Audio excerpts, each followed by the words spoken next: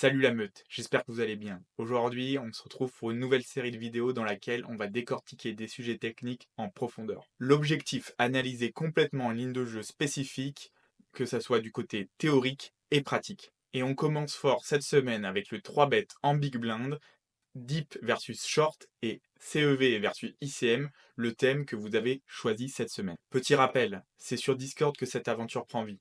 Chaque lundi, c'est vous qui votez pour le thème qu'on abordera chaque semaine. Et j'attends vraiment tous vos retours, vos HH et vos questions pour qu'on puisse tous ensemble progresser. Sans plus attendre, je vous laisse avec le best-of de la conférence de cette semaine. Bon visionnage.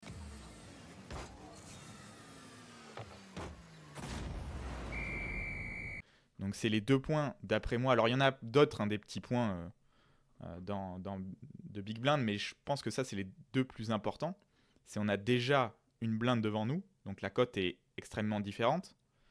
Et puis surtout, on est le dernier dans le coup, ce qui fait que quand on colle, 100% du temps, on va avoir un flop. Et ça, c'est pas négligeable, parce que quand on est, par exemple, j'en reviens à low jack versus UTG, UTG Open, low jack, quand il flatte, le pourcentage du temps où il va avoir un flop est à deux joueurs, si on ajoute ce principe-là, bah c'est très rare. Low jack, quand il colle, il va souvent être 3, ou souvent il va se faire relancer. Donc il y a quand même un... Ça, c'est à prendre en compte, donc on va en reparler un peu par la suite. Mais c'est très important. On l'oublie, mais ça va avoir des considérations dans notre choix de combinaison post-flop. Ok, donc dans la construction de base, Deep, déjà, avant de regarder les ranges, ce qu'il faut comprendre, c'est que Deep, on a plus de possibilités post-flop. C'est-à-dire que quand on 3-bet et qu'on se fait call, bah, post-flop, on va jouer. Le pot, il va faire 20 par exemple, et il y a encore 80 blindes derrière. On va beaucoup jouer post-flop. C'est-à-dire, on va avoir des turns, on va avoir beaucoup d'actions au flop, on va pouvoir check raise le flop, va pouvoir deux barrels, on va pouvoir check raise turn. Il va se passer beaucoup de choses. Donc déjà, ça c'est important de le noter. Et aussi, alors ça c'est plus vrai en théorie qu'en pratique, parce qu'en pratique, pour le coup, ça arrive peu, mais il y a la menace du 4 bet size. Et on peut rajouter à l'inverse, il n'y a pas la menace du 4 bet jam. La seule menace qu'on a, c'est le 4 bet size. Donc qu'est-ce qui va se passer? On va vouloir des combos qui ont de la jouabilité post-flop et qui peuvent call un 4 bet. Donc les ranges, on les voit, elles sont construites. Et à gauche, on a bouton versus bébé. Bébé versus bouton, excusez-moi. Donc avec la range de value qui est composée de, on va dire, 2-8 plus, 2-9 plus, jusqu'à roi 10 suit, ok, roi dame off, et pas mal de connecteurs suités. Donc on a ce que j'appelle moi la banane suit. C'est un peu cette partie-là, voilà, c'est du 9 et 7. Elle ressemble un peu à une banane, voilà, c'est comme ça que je l'imagine. Ouais. Et on la retrouve aussi versus jack par exemple. Donc elle est ici, sauf qu'elle est plus haute, entre guillemets. Et on a toujours pareil, construction, la partie value. Donc on voit que versus jack la partie value est plus basse. 2 10, 2 valet, 2 dames, as dame. Et on a la partie, ici, bluff, entre guillemets, mais qui va quand même, c'est pas vraiment des bluffs non plus. C'est un peu là où l'humain s'apêche, parce qu'on va dire que c'est des bluffs, mais en réalité, ça va être des mains qui va aussi 4 bet, on va le faire plutôt comme ça, qui va aussi call versus 4 bet size. Donc on voit que versus le jack, 19, valet 9, valet 10. Donc on n'est pas vraiment sur des bluffs, on est sur l'entre-deux, mais c'est un peu plus, on va dire, visible. Tac, ok. Nanana. Normalize. On le voit encore mieux sur la partie, voilà. Ça se confond. C'est pas vraiment des bluffs, c'est pas vraiment des values. On va dire que là, on devrait considérer ça comme une value 10 et 9 et 10 et 8, mais c'est pas vraiment une value. Et 10 et 6, on devrait considérer ça comme un bluff, mais c'est pas vraiment un bluff non plus. Mais l'idée, c'est aussi que dans la partie, quand on va être call, ça va être entre guillemets post-flop, nos mains qui ont la plus basse équité dans notre range. Voilà, la range est construite comme ça. On a notre tronc qui est vraiment la value range ici. Et les bluffs, on voit qu'il prend quelques mains offsuit toujours, parce qu'on est polarisé en big blind. Mais globalement, la majorité, la base de notre range, c'est des 3 bet value ici et des 3 bet bluff euh, suit, donc dans la partie suit. Parce que, comme je l'ai dit, on veut de la jouabilité post-flop. On veut des mains qui conservent leur équité. C'est des mains qui sont en fait assez jolies, hein, 10 et 7 suit, 10 et 6 suit, valet 7 suit. C'est des mains qui post-flop vont pas toucher la range adverse, c'est-à-dire qu'on va être en dessous de la range adverse. C'est-à-dire que quand il a roi-dame, as-10, ben, on n'est pas sur eux. C'est-à-dire que quand on fait une top pair, ça a quand même de la valeur. Et surtout, ça conserve cette jouabilité. C'est-à-dire qu'on va avoir des gut shots, on va avoir des backdoors. C'est-à-dire que notre équité ne va pas chuter au flop. C'est-à-dire que si on avait 35% ou 40% d'équité pré-flop, ben, ça ne va pas passer de soit 60, soit à 0. Ou soit 10%. On va être toujours autour de 30% au flop.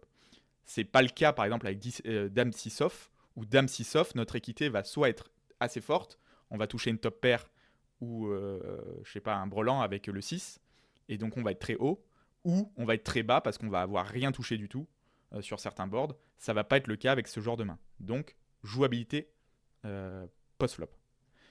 Et les deux critères principaux que je note dans la différence, c'est moins de possibilités post-flop.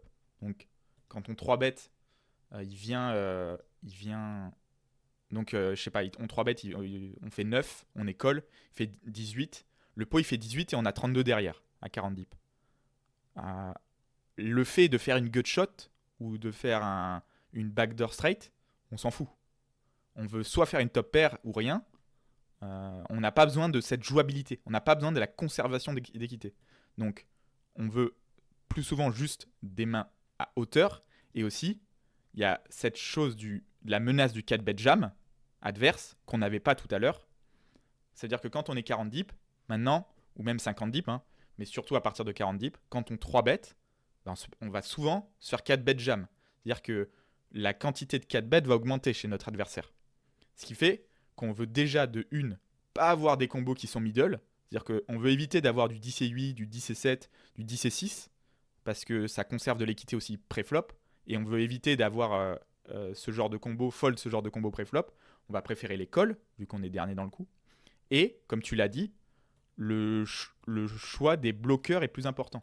C'est-à-dire que comme on va se faire plus 4 bêtes size, ben, on veut essayer de réduire ce pourcentage du temps où on va se faire 4 bêtes. Donc, on le voit maintenant, la partie suit, quand on arrive à 40 dips, la partie suit a fortement disparu, même elle a disparu, j'allais dire diminué, mais elle a disparu. Et on est très orienté, donc off-suit, donc avec des mains principalement qui ont de la hauteur. Donc on voit du A6 off, A7 off, Roi 6 off, Roi 5 off. Donc on voit tout à l'heure, ils étaient là, mais on voit que là vraiment en proportion, ça a augmenté. On va pas choisir les combos n'importe comment. Dire que ce qu'on veut, c'est bloquer les 4 bet size et les 4 bet jam. Et on veut bloquer les mains fortes. Et on veut unbloquer les folds. C'est-à-dire que, imaginons qu'il open roi 9 off, notre adversaire, mais on veut éviter d'avoir un 9 en main. Parce que si on a un 9 en main, on va lui bloquer un open fold. Donc les ranges. Donc là, on est à 90, on est bébé versus bouton. Donc on voit qu'on est on a vraiment beaucoup de combos avec jouabilité. On voit qu'il 3-bet 16%. Hein. Personne n'a 16%, hein, je vous le dis. Donc comme je vous l'ai dit, hein, là, dans les datas de reg, on est autour de 9%. Donc 16%, c'est vénère. Hein. C'est vénère. Bon courage pour les avoir. Mais en vrai, il faudrait le faire. Et donc plus on descend, on voit ça diminue. La partie suit ici disparaît et on voit que la partie off apparaît. Donc là, on est à 50 dips. On descend. Hop là. Qu'est-ce qui s'est passé?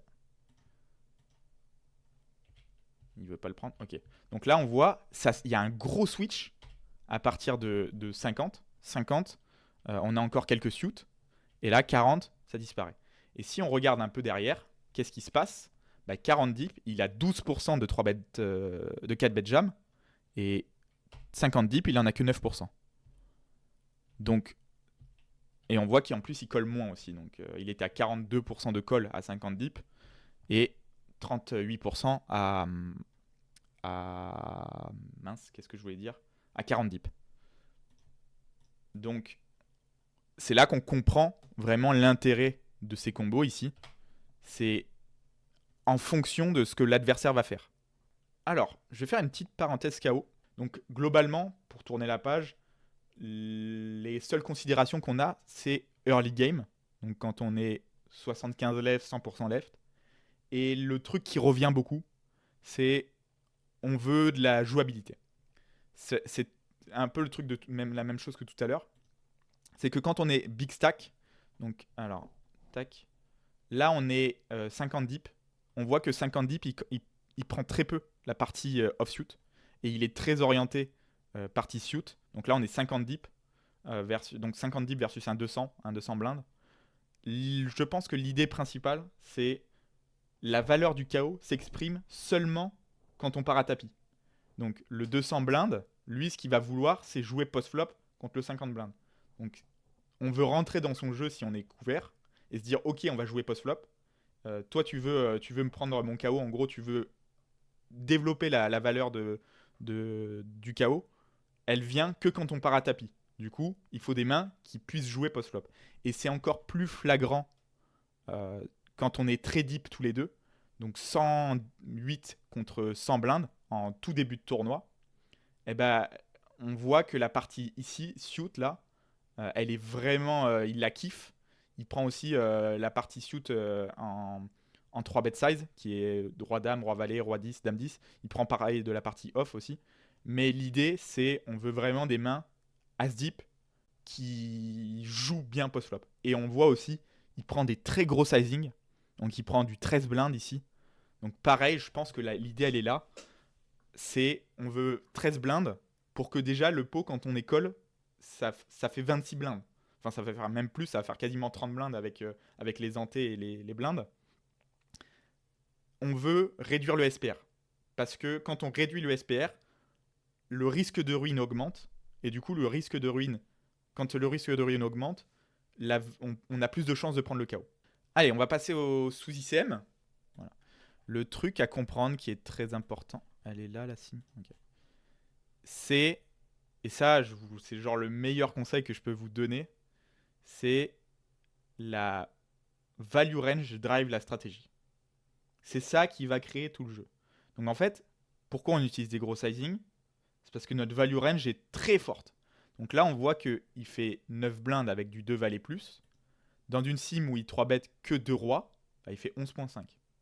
Et on va même retrouver, si je prends des trucs encore plus vénères, donc on prend du très deep 92, hop là, voilà, 92 versus 76, donc on est très deep, et on voit qu'il 3 bet quasiment pas de dames, ben on fait du 16 blindes.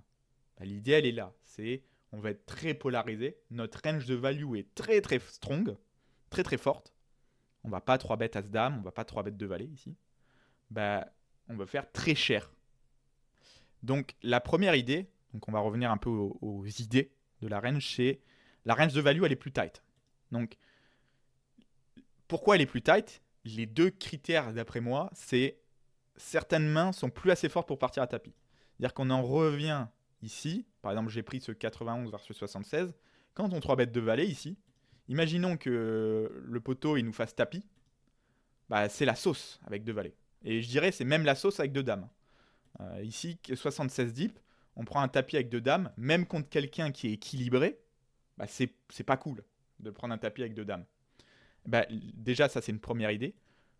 Souvent, les mains qui ne veulent plus partir à tapis pré-flop ne sont pas 3 bêtes. On n'est plus dans notre range de value. Et aussi, l'idée c'est les mains qui ne veulent pas jouer un pot 3 bêtes hors position avec un gros risque premium. Le fait, on veut pas build de dépôt hors position avec des gros risques premium. Ou on veut avoir des mains qui sont assez sereines pour pouvoir jouer post-flop. Donc on a souvent deux dames plus, et même dans beaucoup de cas, dans des cas, on va dire extrêmes, c'est même deux rois. Deux rois qui sautent et on a juste as-roi, as-roi, deux as. Donc on va regarder ça un peu après. Et dans les bluffs, donc on va se faire 4 bêtes encore plus en pourcentage. C'est-à-dire que normalement, donc ça c'est le côté théorique, hein, En pratique, c'est moins le cas. En théorie, le joueur il va moins call et il va plus 4 bet. On va moins jouer post-flop de manière générale. Et du coup, on veut être clean sur nos bluffs, c'est-à-dire qu'on ne veut pas avoir des bluffs middle, on ne veut pas avoir comme tout à l'heure, du 18 suit ou du 19 suit. On va être le cul entre deux chaises, ça va être relou, on va folder beaucoup d'équité, trop souvent. Et surtout, là où c'est très important, c'est les bloqueurs sur les 4 bêtes et, alors je ne l'ai pas noté, mais sur la range de call aussi, c'est important. Enfin, sur la range qui va jouer contre nous. On veut bloquer les 4 bêtes et on veut unbloquer les open fold. Donc en fait, ça va se traduire par les mains high-low offsuit. On voit que l'idée, en gros ici, ces folds sont majoritairement sur des 8, des 8 et des 9. Donc ça, c'est ce qu'il open fold. Il open fold 10 et 9, il open fold 10 et 8. Donc qu'est-ce qu'on veut? Nous, l'idée, c'est on ne veut pas bloquer les 8. On ne veut pas avoir de 8 en main.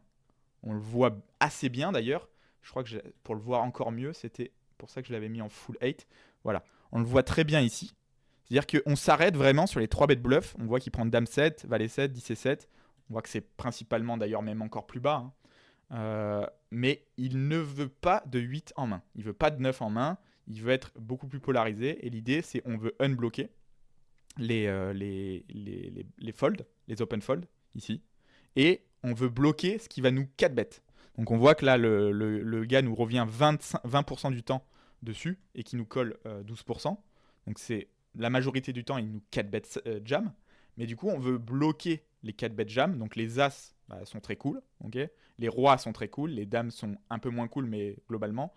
Et voilà, on se retrouve vraiment sur du très polarisé. Et surtout, ce qu'on veut pas, c'est pas du 8. On voit très peu de 7, mais surtout pas de 8. Et l'idée, nous, c'est ce qu'on va pouvoir en tirer. C'est qu'est-ce que vilain va open fold. Si vilain, il open plus tight, mais qu'il fold aussi plus tight, on va pouvoir prendre des combos un petit peu plus hauts. Donc imaginez qu'on est contre cutoff et que nous, on est en big blind sous ICM. Imaginons qu'il open fold valet 10 ou roi 9, dame 9, valet 9. Nous, on est OK de se dire, vas-y, on prend des 8. Parce qu'on n'est pas sur la ligne d'open fold. Vraiment, ce qu'on veut pas, c'est bloquer ces open fold. Et ce qu'on veut, c'est bloquer ces 4 bet jam et ces calls.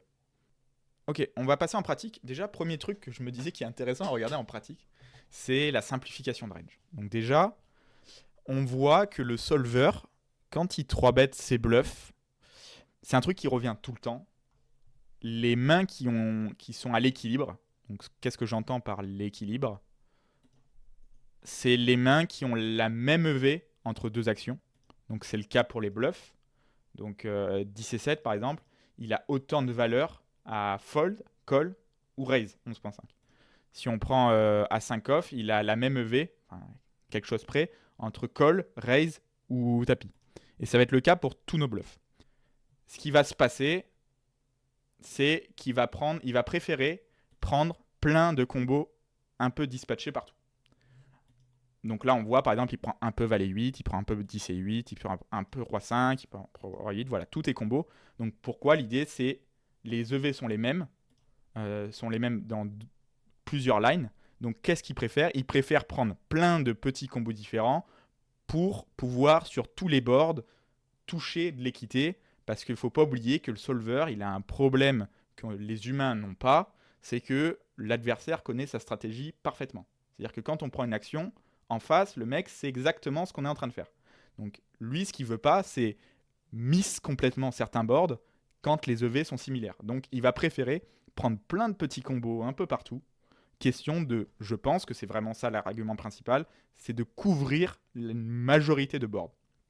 Nous, pour les humains, c'est un peu inutile, parce que le mec en face, il ne saura jamais si on couvre bien tous les boards ou si on a raté un board. Il ne le saura jamais, il ne connaît pas notre stratégie. Probablement que même nous, on ne connaît pas notre stratégie. Donc, on s'en fout un peu d'être équilibré sur la prise de nos combos en bluff. Donc, un bon moyen mémotechnique pour se rappeler de quel combo on veut prendre, dans la simplification, c'est déjà de se dire, donc comme je l'ai noté tout à l'heure, enfin comme je l'en ai un peu dit, faut comprendre que l'équilibre pré-flop, c'est extrêmement complexe. Déjà, on l'avait vu la semaine dernière, les équilibres post-flop sur du check raise, c'est extrêmement complexe. On n'a jamais une valeur, on ne peut jamais dire on a 50% de bluff pour 50% de value, on a 75-25. C'est extrêmement complexe, c'est toujours une question d'équité. Il veut toujours, ce qui l'importe le plus, c'est une question d'équité. Donc, un bon moyen mémotechnique, c'est de se dire on va prendre 50-50, on va être 50% en bluff, 50% en value. Et comment on va faire pour savoir quel combo on prend? Un bon moyen mémotechnique, c'est de se dire que un combo offsuit égale 1%. Et donc, 3 combos suit égale 1%. Donc, c'est 0,9, mais c'est pareil, on s'en fout, on arrondit. Donc, maintenant, quand on sait ça, que un combo offsuit fait 1%, et qu'on veut, par exemple, 3 bêtes, 10% au total, ça veut dire qu'on veut 50% de bluff. Donc 50% de bluff, ça fait 5%. Donc 10% de 3 bêtes, 5% de bluff. Et donc, si on est short, donc on va plutôt parler pour le short, bah ça fait 5 combos. On prend donc 5 combos. Et pour la partie suit, on va prendre 15 combos. Donc voilà, je fais un petit exemple. Au lieu de prendre plein de petites fréquences partout, c'est plus préférable de se dire ok, je prends 5 combos, les 5 combos les plus bas de ma range, donc As-4, As-3, As-2, Roi-3, Roi-2. Et plus on va monter, c'est-à-dire que moi, souvent, ce que je me dis, c'est ok, j'ai 16% de 3 bêtes, enfin, j'essaye d'avoir 16% de 3 bêtes ici, bah, je vais prendre 8 combos en bluff. Donc en général, je vais prendre As-2, As-3, As-4, As-5, Roi-2, Roi-3, Roi-4, Roi-5. Et si je veux augmenter, il y a des spots où je me dis, vas-y, je vais avoir 30%. Mais en fait, 30%, je sais à peu près maintenant que c'est As-2, tout, Dame-6. Donc en fait, je prends un carré ici et c'est mon arrondi de pourcentage. Et donc, si on veut le faire plus deep, mais plus deep, je ne l'ai jamais vraiment travaillé, mais maintenant, c'est juste quand je le travaille à froid. Si je sais que je veux 10% de 3 bêtes, bah 10% de 3 bêtes, 5% de bluff, donc 15%, 15 combos. 15 combos pleins. Donc 15 combos pleins, ça fait 3 lignes de 5. Voilà, je ne sais pas si c'est complexe ou pas à comprendre, mais je trouve que c'est une bonne simplification de se dire 1%, c'est un combo offsuit. 3 combos suit, ça fait aussi 1%. Donc, on a juste à faire la moitié du pourcentage qu'on veut 3 bêtes. Voilà pour cette petite parenthèse sur la simplification. Maintenant, on va parler un peu de data. Donc, pas mal de choses intéressantes dans les data. J'arrive pas à l'agrandir. Ok.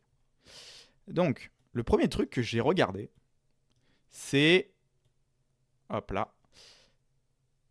C'est la différence entre les tournois early, entre guillemets, et les moments de tournoi early et les moments de tournoi mid-game plus.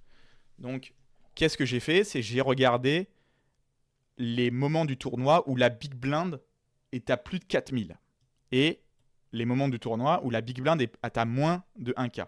Donc pareil, c'est pas parfait. On peut pas être parfait de façon là-dessus. On peut pas regarder que des tournois late game ou des tournois early game. C'est très difficile de trouver, mais en général, en plus comme on joue beaucoup Winamax, quand la blinde est à plus de 4000, c'est souvent qu'on a passé les 25%, 50%, entre guillemets. On est au moins à plus de 50%. Parce que du coup, de mémoire, le niveau 10 c'est 1K. Et je crois que le niveau 14, c'est 4K. Je sais pas si je dis une bêtise, mais on est à peu près autour de ça. Donc, l'idée, voilà, c'est de regarder comment nos mains se comportent et est-ce qu'il y a des différences entre une grosse big blind, donc plutôt au plus du niveau 10, au plus du niveau 14 et en dessous du niveau 10. Un truc que j'ai remarqué déjà, c'est là on le voit, c'est la next action de vilain quand on a 3 bêtes en big blind. Donc, avec dans le mid-game plus, le fold pourcentage est à 56. Et le call est à 37 et on est à raise 20. Donc si vous vous demandez pourquoi ça fait pas 100, c'est parce que des fois, quand on 3 bet size, bah, le mec est à tapis. Donc imagine qu'il a 12 blindes et que nous, on 3 bet size 12 blindes. Bah, en fait, la data va penser que c'est un 3 bet size, mais en réalité, c'est un tapis. Mais ça, c'est les tapis qui sont exclus de notre côté. C'est-à-dire que nous, on n'a pas fait tapis. C'est-à-dire que si le mec avait 20 blindes et que nous on avait 12 et qu'on a fait 12, c'est compté comme un tapis. Donc, exclu les tapis, ça fold 56, 37, 20. Et quand on regarde les 3 bet size plus early game, on est à 52, 37, 15. Ça paraît pas être une grosse différence comme ça, il n'y a que 4%. Et pourtant, quand on y réfléchit, c'est quand même intéressant. Parce que quand on est en mid-game plus, en général, les stacks sont beaucoup plus petits. Et comme ils sont plus petits, on va 3 bet size plus petit aussi. Donc, le premier truc qu'on peut se dire, c'est que en late game, même avec des 3 bet size plus petits, ça fold de plus. Et en early game, avec des 3 bet size qui sont plus gros, ça fold de moins. Moi, je pense que c'est une tendance. Je pense que c'est une tendance globale parce que quand on est early, c'est plus facile de jouer. C'est-à-dire que les gens ont moins de problèmes à jouer. Ils n'ont pas peur de bust, ils ont envie de construire des pots, ils ont envie de monter leur stack, ils ont envie de jouer. Alors que quand tu commences à passer 25% ou 50%, tu commences à regarder la bulle. Tu commences à te focus sur ton tournoi.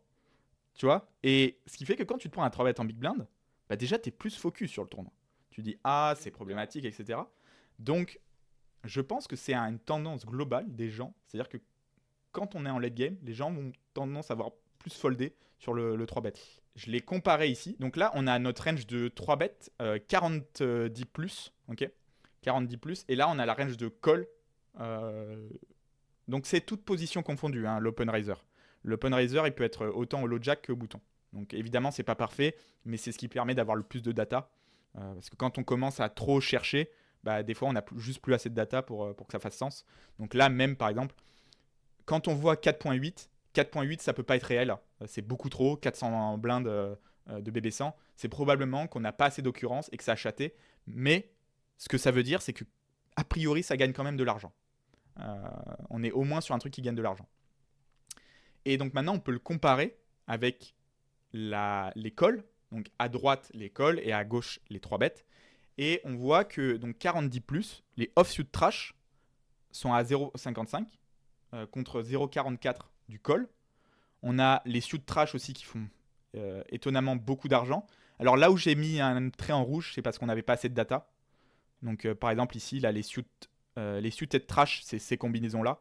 On a 56 occurrences de suited trash, mais on voit qu'elles font beaucoup d'argent. Donc probablement qu'on n'a pas assez d'occurrences pour vraiment que le lever soit réel, mais a priori, ça fait de la thune de 3 bêtes des suited trash. Donc on est 40-10+. Et globalement, donc on voit que nos value end font plus d'argent à 3 bêtes et nos bluffing end font aussi plus d'argent à 3 bêtes. Ce que ça veut dire en général, quand la value print plus en 3 bêtes, mais aussi que les bluffs print plus en 3 bêtes, c'est souvent parce qu'il y a des erreurs différentes à partir du moment où on 3 bêtes.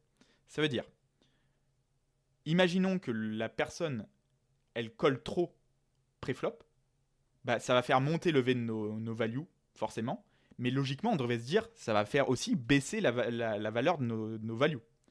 Et ça peut être faux, parce que ça voudrait dire qu'on considère que le flop. Mais admettons maintenant qu'il colle trop pré-flop, mais qu'il overfold sur ses bêtes, ça va faire aussi monter la valeur de nos bluffs. Parce qu'on va 3-bet un bluff, et si on prend la bonne line après, par exemple le C-bet, le C-bet, il va overfold, on peut se dire, ok, c'est peut-être là que vient la valeur de 3-bet no bluff, et pas tellement juste du 3-bet pré-flop. Et à l'inverse, on peut se dire, ok, alors pourquoi quand on 3-bet et qu'on C-bet avec les over pairs, ça fait perdre la valeur? Oui, ça fait perdre la valeur à l'instant T quand on 3-bet et qu'on C-bet, mais peut-être que il underfold sur 3 barrels quand on a de la value. Et du coup, c'est ça qui fait monter la valeur de nos mains très fortes. C'est pas ce que ça veut dire, hein. Forcément, il ne faut pas le prendre au pied de la lettre, les EV. Mais on voit qu'il y a quand même beaucoup de catégories où le 3-bet fait beaucoup d'argent. Donc, globalement, la première chose que j'ai envie de dire, c'est je pense qu'il faut qu'on 3-bet plus. Donc, on le voit déjà en CEV. Nous, on 3-bet. Je reviens à ce truc pour ceux qui ne l'ont pas vu. Hein. Contre bouton, Big Blind est à 15% de 3-bet, même un petit peu plus à 90. Tu vois, logiquement, si on regarde, si on fait juste une sim, on prend une sim pré-flop et qu'on dit, ok, le mec overfold versus 3-bet, ou on va plutôt partir dans l'autre sens, il overcall versus 3-bet. quand tu regardes ce qui va se passer pour ta range dans ta sim, tes values vont prendre de la valeur. C'est-à-dire que si tu avais 5 2V avec tes deux As, bah, tu vas passer peut-être à 7. Mais par contre, la contrepartie, c'est tes bluffs, ils vont descendre. C'est-à-dire que si tu étais à 0.5 avec ton bluff, maintenant tu vas être à 0.1. Ou peut-être même négatif, tu vois.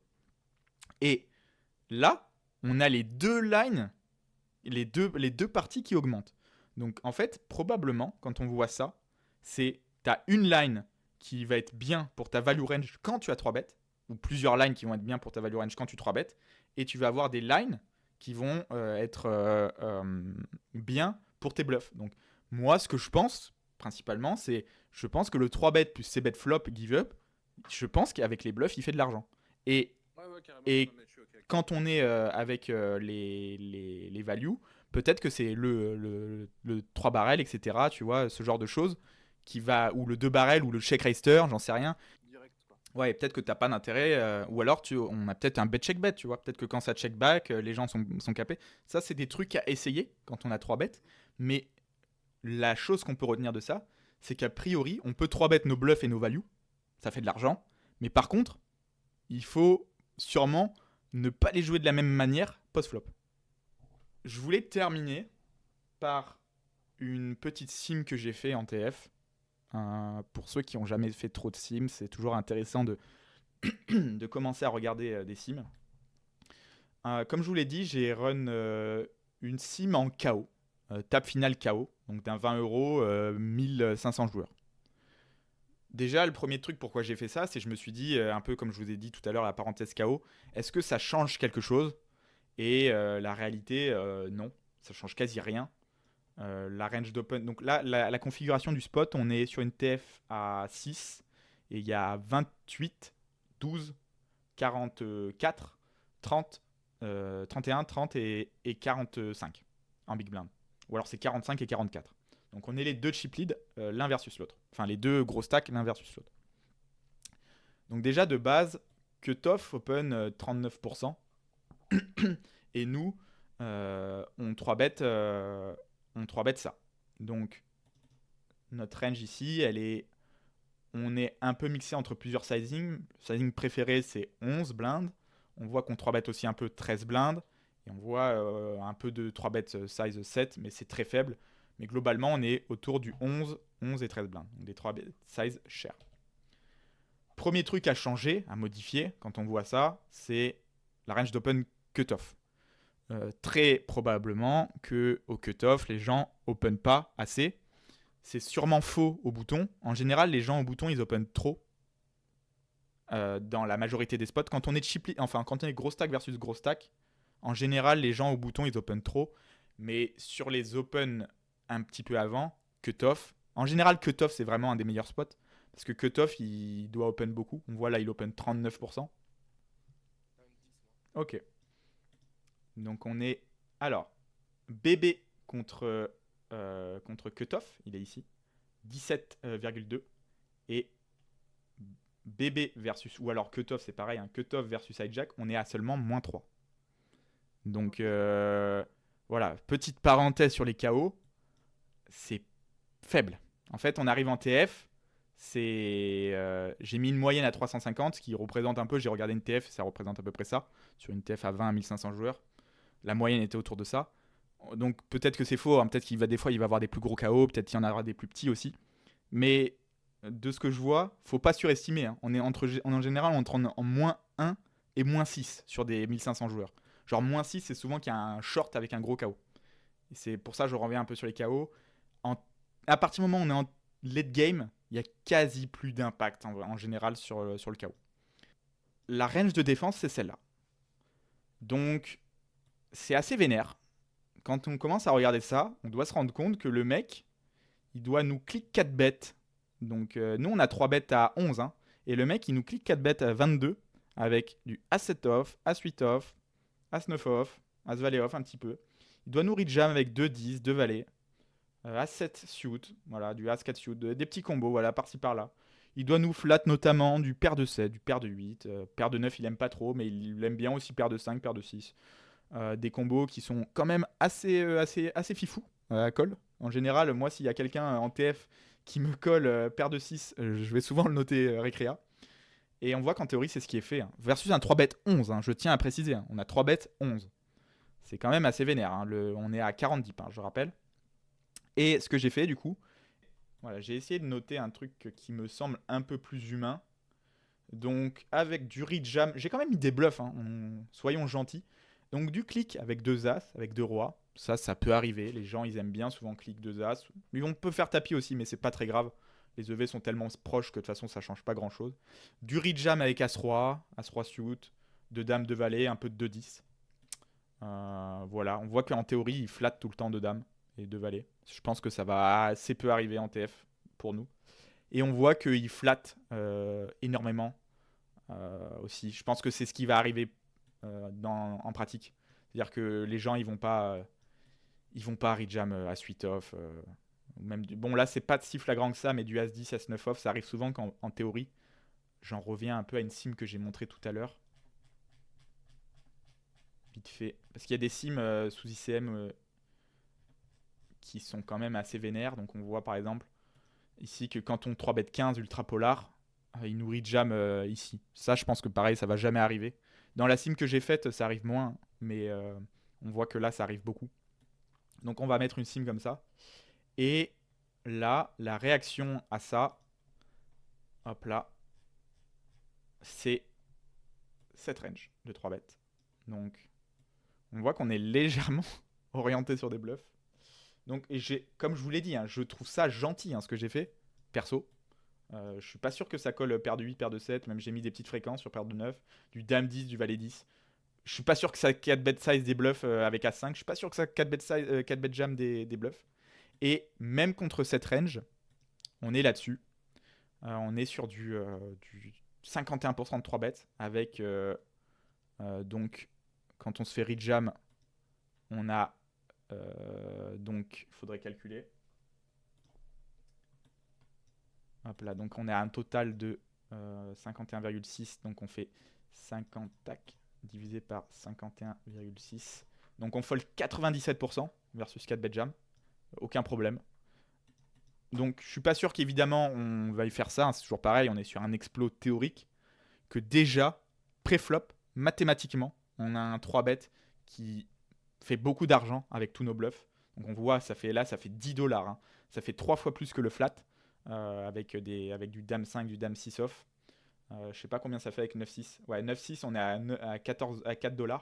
Mais globalement, là, cette partie-là ici, roi 6 off, ça fait vraiment beaucoup d'argent. Donc c'est ça, ouais. C'est la sim cutoff, donc qui est open trop tight hein, déjà. Il open trop tight. Petit truc à préciser, versus bouton, je vous ai pas fait la sim parce que je connais déjà la réponse et ça n'a quasiment pas de sens de le faire. Versus bouton, on 3 bet 100%. C'est-à-dire que mathématiquement, un mec qui open 50% et qui défend pas assez, tu 3 bet 100%. Le solver, il devient fou. Tout de suite. Mathématiquement, il 3 bet 100%. Ce qu'il ne faut pas faire, hein. Ne le faites pas, parce que si vous 3 bettez 100%, nous, on a quand même de l'intérêt à aller dans dot line, on a un intérêt à flat aussi, parce que le joueur va faire des erreurs. Peut-être qu'en termes de logique, on va préférer flat, et puis on va aussi ne pas vouloir montrer qu'à chaque fois qu'il open, on se prend un 3 bet. Voilà, on a une sorte de poule aux œufs d'or, je sais pas comment dire, on a un endroit où ça print, on veut le garder. Donc en général, on veut pas dépasser autour de 30%, avec 40% si on est taquin de 3 bêtes. Mais on veut vraiment le prendre beaucoup. Surtout, il faut faire attention parce que quand on est en late game, il faut se dire aussi que les gens ils sont attentifs. Hein. Si on les 3 bêtes bluff 3 ou 4 fois d'affilée, ils vont se rendre compte. Ils vont même surinterpréter. Ils vont se dire ah ouais, il se fout de ma gueule. Et là, ils vont commencer à 4 bet jam. Ce qui peut d'ailleurs être intéressant pour notre value. Mais faut faire gaffe. Les gens s'adaptent avec trop peu d'informations. C'est-à-dire que tu les 4 bet size 4 fois d'affilée, tu es quasi sûr qu'à la 5e fois, tu te prends un tapis. Même des fois, ils vont partir dans le sens, ils vont faire des grosses pews. Donc nous, on veut un peu garder, notre spot, on veut pas le montrer. C'est pour ça que j'en fais une vidéo, hein, super. Hein, je montre à tout le monde quel est un explo, mais c'est pas grave évidemment. Mais ça marche très bien en tout cas. Au moins prendre ces 15 combos, peut-être plus même, on peut peut-être un peu abuser plus. Et voilà. Mais c'est versus cutoff. Versus bouton, ça print encore plus. Ça print un peu moins hein, versus low jack, high jack. parce que les pourcentages sont plus faciles à atteindre de défense. Mais cutoff, super, bouton magnifique, SB magnifique. Donc quand je dis c'est versus SB, voilà. Je pense que j'ai répondu à ta question. Est-ce qu'il y a d'autres choses? Allez, on va terminer avec quelques mains. Donc ici on a un open cutoff et on a un 3 bet de big blind, donc on est 40 deep effective. Déjà en théorie on va avoir un peu de party shoot encore, mais globalement je pense qu'en pratique on peut simplifier et se dire qu'à partir de 40 deep c'est clairement partie offsuit, la création de notre range. Et on a un dame 8-6, donc ici pareil en théorie je pense que c'est un board qui touche quand même plutôt la range de défense, parce que toute la partie basse de la range, donc par exemple valet 9, valet 10, 8 et 7, 6 et 7, 6 et 5, on va même avoir du 8 et 10, du roi 9, valet 10, valet 9, donc tous ces combos vont avoir un peu percuté, donc enfin ils vont avoir trouvé de l'équité. Donc je pense qu'en théorie c'est plutôt des boards à sizing share, avec l'avantage de range de big blind. En général on a quand même un c-bet range sur des boards queen eye. Je voulais regarder déjà la strat, oui c'est du 25%, c'est ça. En théorie j'ai regardé en pratique pardon, j'ai regardé un peu ce qui se fait versus c-bet de la pop. Donc on trouve sur le 3-bet hors position et c-bet flop, on a une réponse de vilain qui est donc le FCR, c'est ce qui est affiché ici. Donc 30, 50, 16, donc ça veut dire qu'il fold 30%, call 54 et raise 16% en moyenne sur tous les boards confondus. Donc déjà ici on voit évidemment que dans toutes les catégories de nos mains ça print de ces bêtes. Mais quand on voit ça on pourrait se dire que 30 c'est assez faible, 30% de fold au c-bet. Je m'attendais d'ailleurs à un peu plus, mais voilà on a 30 en moyenne. Donc pareil c'est la moyenne sur tous les boards confondus, hein. Ça veut pas dire que ici ça va fold 30%. Mais par curiosité, j'ai regardé un peu ce qui se fait en théorie. Il faut savoir qu'ici, la versus 25% au flop, la fréquence de fold est de 18%, donc 12% en dessous de la moyenne du field. Donc c'est assez vénère, on voit que paire de 4, paire de 5 n'est jamais fold, du roi 10, même sans les backdoor straight, les backdoor flush n'est pas fold. On va avoir du as valet qui est jamais fold ici, et bien sûr du raise IP qui ne se trouvera probablement jamais. Donc c'est sûrement ce qui explique qu'on print un peu plus que la théorie.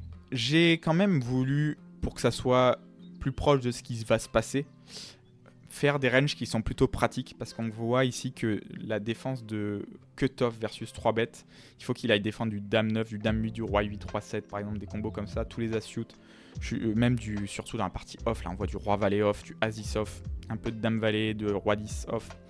Je suis pas sûr que les gens défendent ça. J'ai regardé un peu ce qui se fait en pratique dans les ranges. Globalement, c'est à partir de la ligne des 9 suits pour bouton que ça commence à défendre. Et on est un peu entre les deux pour cutoff. Donc clairement, là, ces combos ici vont quand même pas mal disparaître en pratique. Donc j'ai construit une range déjà pour l'agresseur plus simple. Donc normalement, il y a plein de petites fréquences un peu partout. Voilà, de petits combos là, versus cutoff, du dame 9, du roi 8, roi 7. On a un peu de shoot ici, mais ça je l'ai enlevé.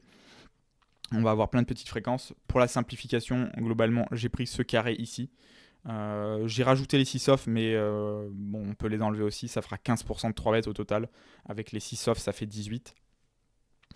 Donc voilà, j'ai mis cette range. Et pour la range de défense, donc comme je l'ai dit, j'ai pas fait folder as valet, pas toutes les paires aussi. Et du dame 9, roi 9 en bas de range, un peu des as shoot aussi. Je pense qu'on va être à peu près sur ça, sur la range qui va défendre pré-flop. Et on voit qu'on versus ces bêtes un tiers, on a toujours un fold autour de ces pourcentages. On est sur du 17% de fold. Donc c'est très faible, hein. Vraiment, je sais pas si on se rend compte que c'est-à-dire que 80% du temps, on va avoir une turn. Je pense que ça va jamais arriver en pratique. J'ai vraiment l'impression même que ça fold plus que 30%. Et donc je me suis amusé à rajouter un petit peu de fold, donc à 26% de fold, donc je suis même pas à 30, mais bon voilà, j'ai rajouté un petit peu. Donc ce qui me semblait le plus logique, hein, donc les pockets en dessous de la troisième carte, du as valet, de faire folder un petit peu de backdoor, donc du roi 9 de trèfle, le roi 9 de cœur, ça je pense que ça va folder. As-4 ici, voilà, ce genre de mains les plus faibles de notre range. Et on voit du coup que sur cette stratégie déjà, on a un c-bet range. Donc c'est pas forcément à prendre aussi à 100% parce qu'on voit que les EV sont quand même proches entre les deux lignes, hein, mais il y a un avantage à c-bet range. C'est ce que je pense qui print le plus d'ailleurs. Et voilà, donc on a le joueur donc, qui a décidé de c-bet ce board un tiers, ce que je pense est correct à mon avis. Il y a peut-être des lines alternatives, hein, j'en parlerai un peu plus tard, mais ça me choque pas. En tout cas, je pense que c'est le play le plus standard et le plus simple à développer contre la majorité des gens du c-bet un tiers sur ce genre de texture. Et on a le 2 de pique ici qui sort. Donc, naturellement, je me suis dit qu'avec le roi de pique ici, on avait un bon candidat transfo à la partir de la turn. Et donc, transfo sur les pick river. Donc, on va bet turn et sur un pick river faire tapis. Les PSB sont un peu complexes en pratique parce que je suis pas sûr que même sur un bet, donc si on fait 11 ici, je suis pas sûr que les gens vont trouver des défenses ici. Le solver, lui, il va beaucoup défendre. Il a pas peur d'aller dans des PSB très gros comme ça. Ça lui fait pas peur de se laisser, par exemple, 18 blindes dans un pot qui en fera, par exemple, presque 50, enfin presque 60 je dirais, entre 50 et 60 blindes. Le solver a jamais peur de ça. En pratique, je sais pas vous, hein, mais ça arrive jamais. C'est-à-dire que je pense que les gens ils vont jouer jam or fold à partir de la turn. Et ils vont pas call ici, ou alors c'est vraiment des top mains qui ont peur de rien. Par exemple, s'il a As-Dame de pique ici, ça me choquerait pas qu'ils se disent vas-y je peux call encore. Mais de manière générale, quand les gens ils vont avoir par exemple Roi-Dame ici, ou paire de 8, paire de 6, ou double paire s'il a chopé par exemple du Dame 8, les gens vont faire tapis en général, donc ils vont jouer Jam or Fold. Ce qui peut être une plutôt bonne chose pour nous, parce que très probablement que ça va overfold.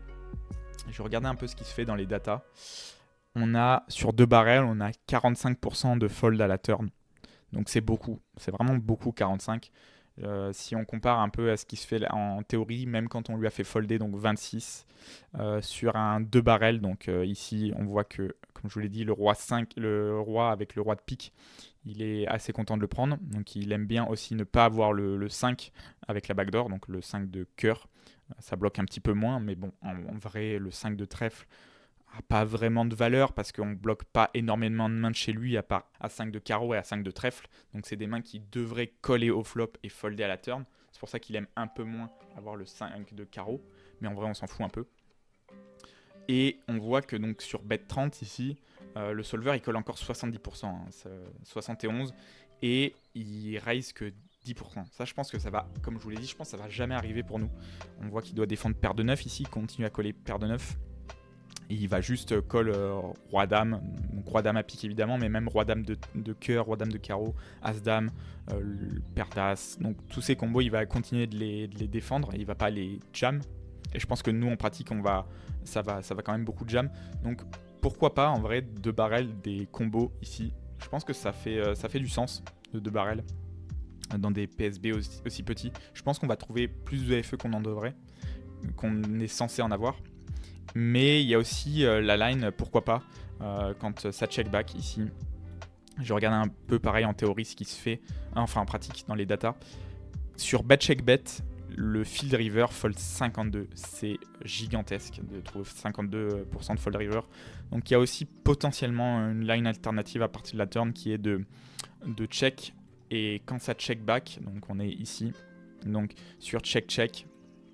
Donc déjà, probablement que ça va pas bet autant que ça devrait. Donc on voit ici qu'il est censé coller au flop roi 10 de cœur et pour bet à la turn.